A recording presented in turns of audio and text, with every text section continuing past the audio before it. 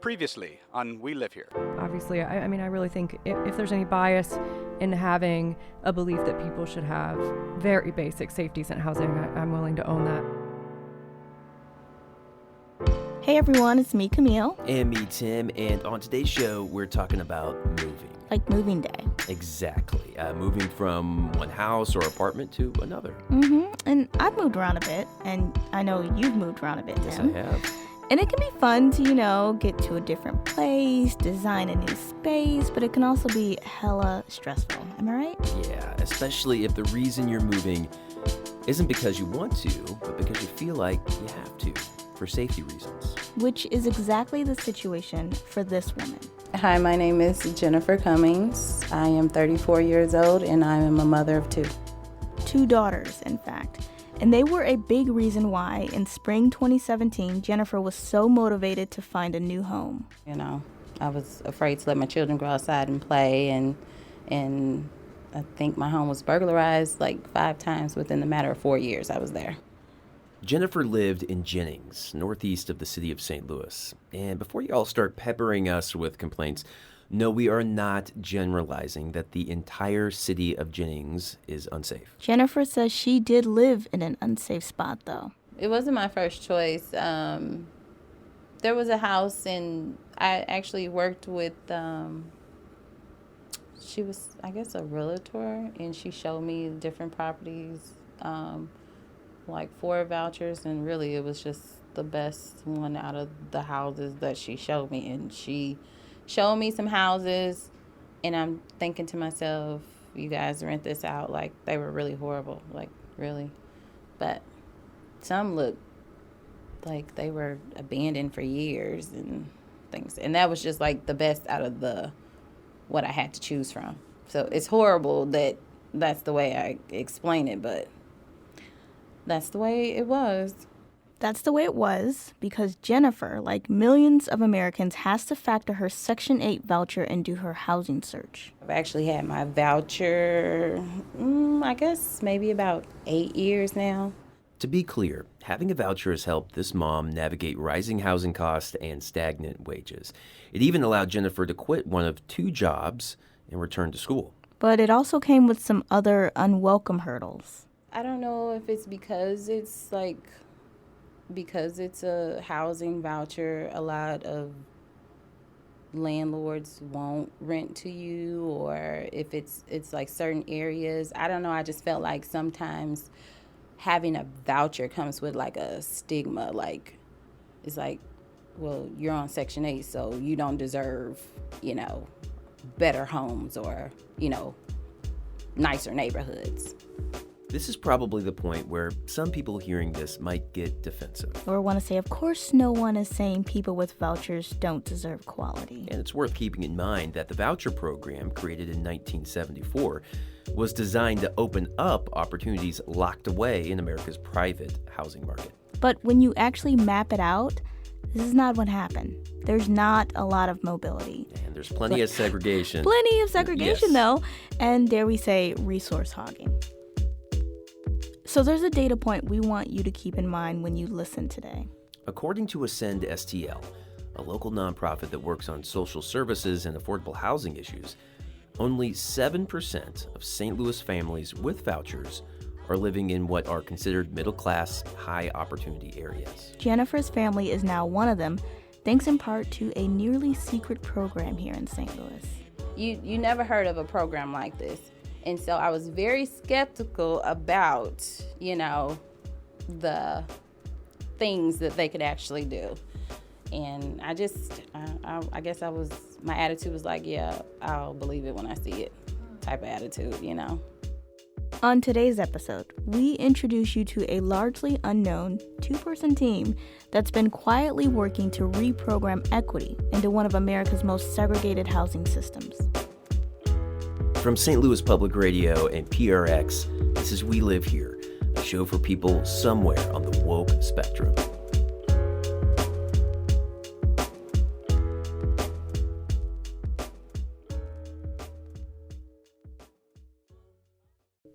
If you listen to some of our past episodes, then you should have a good handle on the state of public housing assistance in this country. Millions of people rely on some sort of help from the federal government to secure housing, whether they're in hot real estate markets like San Francisco or post-industrial boom towns like St. Louis. For about 2 million people, this is in the form of literally living in homes and apartments owned by the government. Think of this as the old model. Yet, according to the Center on Budget and Policy Priorities, more than 5 million people use housing choice or Section 8 vouchers. We're not exaggerating when we say that the demand for these vouchers is astronomical. Thousands of people are on waiting lists all across the country. When you get one, it can kind of be like winning the lottery. But again, these golden tickets don't seem as shiny when they can't actually get people where they want to live. And so when Jennifer, the mom of 2 you just met, started making plans to move from Jennings, she had to mentally prepare herself for what really isn't a straightforward housing search. Really, before, you would only hear about people with who were accepting vouchers like through friends or word of mouth.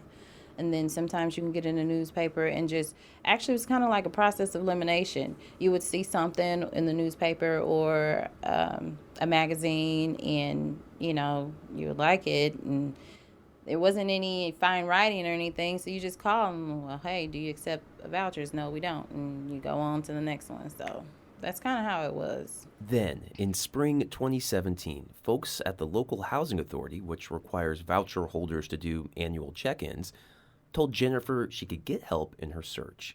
It was through something called the brand new Mobility Connection Program. And it was specifically trying to move people to better resourced areas in the St. Louis region. Jennifer was pretty skeptical. This is everything that I know, about having a voucher. I didn't hear of people with housing vouchers moving to Chesterfield or moving to Creve Coeur. It just, you don't hear about those things. So I was skeptical, yeah. It will come as a surprise to no one listening that those areas Jennifer just mentioned are further from the city of St. Louis with whiter and wealthier populations. Jennifer, though, decided to give it a try anyway. Which is how she met Janie Oliphant, the program director for Mobility Connection, which operates under Ascend STL. Well, Janie, she made everything fairly comfortable and easy. Really, only thing I had to do was fill out my application and pay my deposit. She did all of the legwork, her and her team. Janie acted as kind of a apartment concierge. She and her colleague made a list of Jennifer's needs: better schools, safer neighborhood, and a place closer to her job. They figured out where Jennifer could afford to go with her voucher. Then they searched for homes, called some landlords. Essentially, they were the go-between. They even came with me to actually view the apartment. I left from work. I left on my lunch break. And it's 13 minutes away from where my job was. So I'm like, oh my God, this is, such a great thing. I hope that the apartment, I hope I like it, The school district is great. I wouldn't have to worry about sending my daughter outside to catch the school bus. And, I know things happen everywhere, but it just gave me a peace of mind. All new appliances, just granite countertops, things I had never seen or experienced with the other apartments or homes that I lived in with vouchers and things like that. It's 2-bedroom, 2-bathroom. My kids were very excited to have their own bathroom. I'm very excited to have my own bathroom. Just a washer and dryer inside my home that, just the little things that some people may take, for granted, Just had all appliances that matched, they weren't outdated. It's just the little things. The walls are beige. You can't really you can't really paint a picture of just, I guess the picture I would paint is that I didn't have to, it was just peaceful. I didn't have to worry about the things that I had to worry about in the previous neighborhoods. As far as my children going outside to play or to take the trash out or hearing gunshots. It's more over just a peace that I felt. It necessarily didn't have anything to do with the looks, even though those were pluses. But it's just the way that I felt. It was just a peace. So if this sounds rather simple, that's because it should sound pretty simple. The idea of mobility connection is simple. The difference, Janie says, is the intentionality. And typically, like around the country, housing authorities just aren't very involved in people's housing search. So you get, like, they don't want to be involved in that part. And that's part of the reason why the housing voucher program historically has been supported both by conservatives and progressives, because it's a rental subsidy program, but it's on the private rental market. But remember that data point we told you about at the top of the show. Only a tiny portion of voucher holders with this system in place end up in middle-class neighborhoods in St. Louis. So our program was created to try and help families find housing in what we call high opportunity areas. And those are neighborhoods where 10% or less families live in poverty and 10% or less of the units are subsidized. And this can be exasperated in a place like St. Louis, which has struggled to shake its economic and racial segregation patterns. So when you look at the data from a metropolitan perspective, about 30% of rental housing is in neighborhoods where 10% or less of families live in poverty. And then you'd have to cut that multiple times for like affordable rental housing, and then you cut it again for landlords that are actually willing to participate in the housing voucher program. And that last part is key, because again, all this is voluntary. This is the private market, which means many landlords just opt out. And with the exception of the city of St. Louis, which has legal protections for voucher holders, landlords can refuse to rent to someone just because they have a voucher. And it would be totally tone deaf to ignore the racial overtones in this pattern, given that 95% of voucher holders in the St. Louis region are black. It took about 4 months for Mobility Connection to get Jennifer into her apartment, which happens to be in one of those places she thought was unattainable, Chesterfield. And she's one of the lucky ones. Janie says for every success, there have been a lot of closed doors. And so, like, while so many people might want to move into those areas, the doors are just automatically shut because they can't find any landlords that will take the voucher. So we give families at least 2 referrals, 2 properties in high opportunity areas where they can tour the unit and put in an application. Their work isn't glamorous. Yeah, so my name's Peter Grine. Peter is the other half of the Mobility Connection team. Mostly, this means he's on the internet all day looking for apartments. And on his phone, which he had to answer quite a few times when we went to visit. Alicia's You calling. mind if I take this one? Sure. Yeah, go ahead. This is Peter. Hi, Alicia. How are you?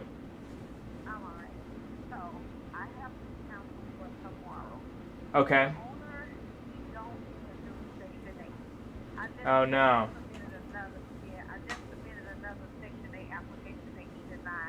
Okay.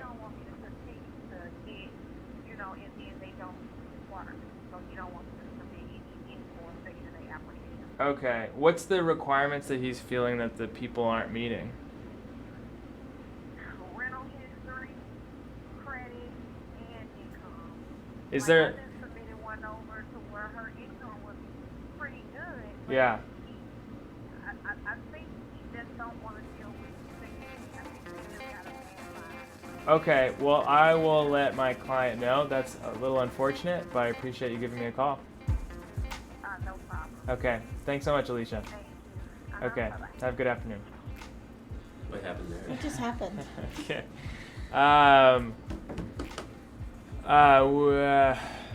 I'd scheduled an appointment for tomorrow morning for a client, and the leasing agent, I guess, just talked to the owner, and I guess he decided that he's not interested in working with people who have housing choice vouchers, when she had told me that they would take vouchers at this property. So now I have to quickly text the person and tell them that appointment has been canceled. A few minutes later, Peter gets another call. This one from a woman looking for a new place because the complex she lived in was sold to a company that decided it didn't want Section 8 tenants. She and a handful of other people looked to Mobility Connection to help them find new houses. Peter and Janie say they try to remain hopeful, but they're pretty realistic about what they're up against. Like, I think we've probably convinced maybe like 5 new landlords who'd never worked with the voucher program before to try and take vouchers. It's a really tough road. A tough road that isn't getting any easier. We'll hear why just after a quick break.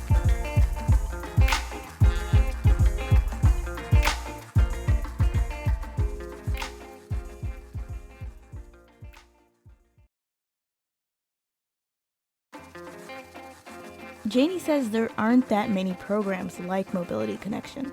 The programs that do exist that have been scaled are in Baltimore, Chicago, and Dallas, and they're all the results of litigation.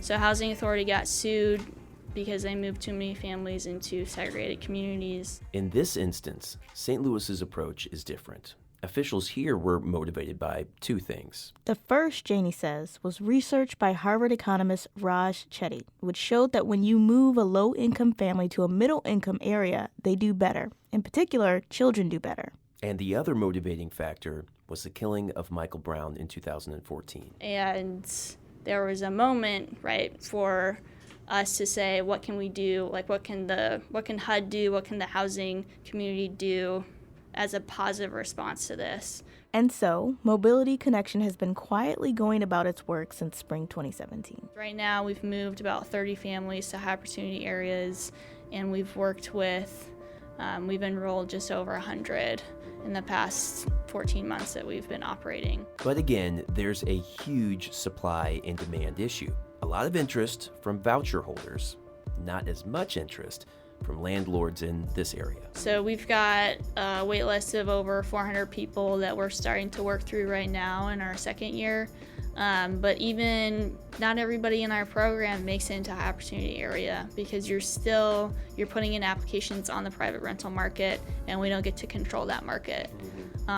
So about 40% of families that go through our program do end up moving into high opportunity areas, but it's still like there's just so many barriers that keep people out of those neighborhoods that you always expect something to go wrong. This is why for Peter and Janie, the pitch becomes really, really important. I like to gauge on the phone, like what's their response when I mention housing choice voucher programs. Especially like a lot of people also don't know that that's like the official name now. So once they're like, oh, I don't know what that is, then you have to go into, you might have heard of Section 8, and then sometimes they're like, grumble, whatever. But anyway, kind of getting like their sense of if the person comes across as really, really cold. I mean, there have been a couple of times when I've managed to like get people to reconsider, but they tend to be, I would say, pretty like set in their ways. Go ahead. Yeah, the same question. How many landlords have you guys reached out to since you've been in? So we don't have that information like right in front of us, but A couple hundred. So we've reached out to definitely more than 400, I would say. Whoa. Right? Yeah, I mean, we just did the report. And that was biannual report. In 6 months, it was like 350. Janie says the current plan is to maintain relationships with landlords and apartment complexes already willing to accept voucher holders. And slowly chip away at the resistance of others. But personal attitudes may not even be the biggest block to this program in the long run. Because, Janie says, while the pushback from landlords might never go away, the money could. Actually, it was a pretty big bummer. When I was hired in October 2016, there was money in President Obama's budget for programs like ours, and we all thought that money was going to be there like the next year as well, and then the election happened and all of our dreams were crushed. Mobility Connection is the result of a collaboration between both the city and county housing authorities and Ascend STL. But the initial pot of money used to fund it has already run out. So the housing authorities are continuing to support us for another year because they support this program, because they understand that it's a good idea and that we're doing good work. But they're basically using additional money that they've set aside, in case the federal budget changes drastically and they need to cover their staff, so they can't keep covering us, basically. At this point, there's enough money for the program to last until June of 2019. Janie says ideally a larger funder would step in before then and provide a more sustainable revenue stream. So far, that hasn't happened locally. But because of this research saying that if you move families with young kids, they do better long term, philanthropy is starting to get interested in these types of programs. In the meantime, Janie and Peter haven't stopped planning for the future. They have a lot of ideas on how the program could get better and bigger. Right now, for instance, Mobility Connection will pay for a second apartment application fee if families get denied the first time around. But Janie says even more helpful would be a pot of money for things like security deposits and moving costs. And providing financial incentives for landlords to participate in the program, perhaps in the form of a signing bonus. In the meantime, the work doesn't stop. Every month, about 6 to 8 families are added to their caseload. When we started the program, we didn't know how successful we would be, and we didn't know how hard of a time we might have with placing families in high opportunity areas. And we were concerned about backlash in receiving communities, so we didn't really talk to anybody about what we were doing. We thought about doing like community workshops, or just like having community events to say, hey, we're doing this to see if we could garner support in those communities. And somebody said to us, people don't need permission to move into these areas. And for some reason that kind of clicked for me, and I was like, okay, you're right, we don't need permission. People can move wherever they want to move.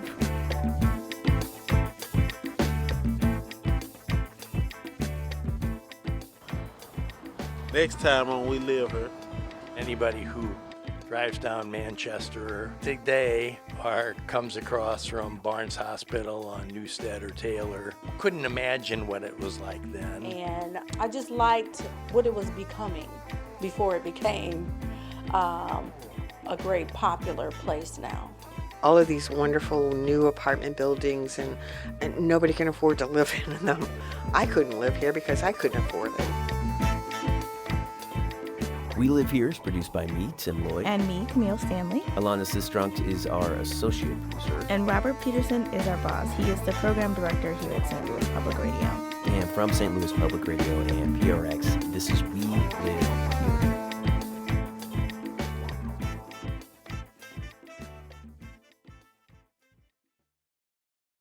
Support for this podcast comes from the Corporation for Public Broadcasting.